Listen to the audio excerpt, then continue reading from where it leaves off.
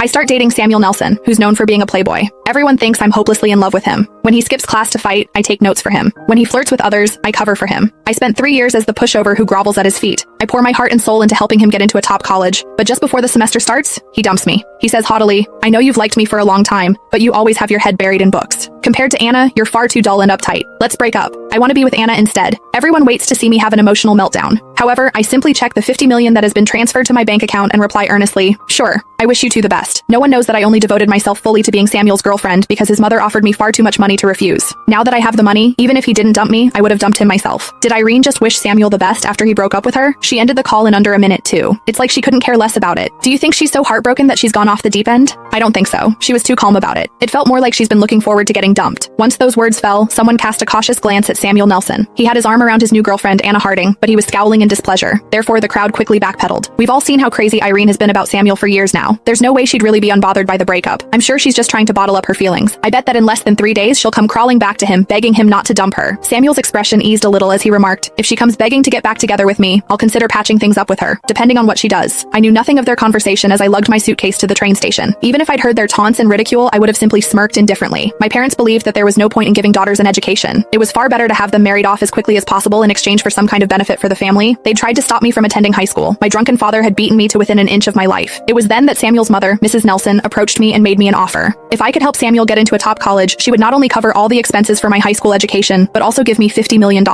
Had it not been for that, I would never have latched myself onto Samuel, who was famous for being the hottest guy in school, but also the one who should never be crossed. I wouldn't have let myself be at his beck and call, like the most loyal pushover. For 3 whole years, I did everything I could to turn the arrogant and defiant slacker into a high-achieving student who managed to earn a spot at a top college. Now that my mission was complete, I could finally leave with the money. I was nothing if not thrilled. During the 3 months of summer vacation, I got my foreign language certification and achieved intermediate proficiency in the Farvian language. I was able to successfully enroll in a college abroad. As I was about to board my flight to Bari in the country of Farvia, I got a message from Samuel, who seemed to want to mend our relationship. "Why did you block me everywhere? It's been an entire summer, Irene. Haven't you thrown your tantrum long enough? Even though Anna and I have gotten together, you and I can still be friends. Stop kicking up a fuss and unblock me." Every word dripped with his usual haughtiness. He seemed certain that I'd do what I'd done the last 3 years, that regardless of the ways he would willfully trample on my feelings, I would still obediently return to his side. I took out my SIM card and deftly broke it in half before tossing it into the trash can at the airport. With it, I discarded my unbearable past, which had been filled with schemes and humiliation. The plane soared through the sky, leaving all of my past behind. I started a new life in Bari with the $50 million from Mrs. Nelson. I chose to study at the top design academy. My days were filled with learning a new language, becoming familiar with a new culture, and balancing a heavy course load. Everything was a new challenge. But here, I didn't need to appeal to Samuel or a family that suffocated me. Instead, I was surrounded by my pencils, my sketches, and my dreams of the future. The years flew by in a blur. As a result of my hard work and talent, my jewelry designs began to shine at the major fashion week. I won several prestigious international awards.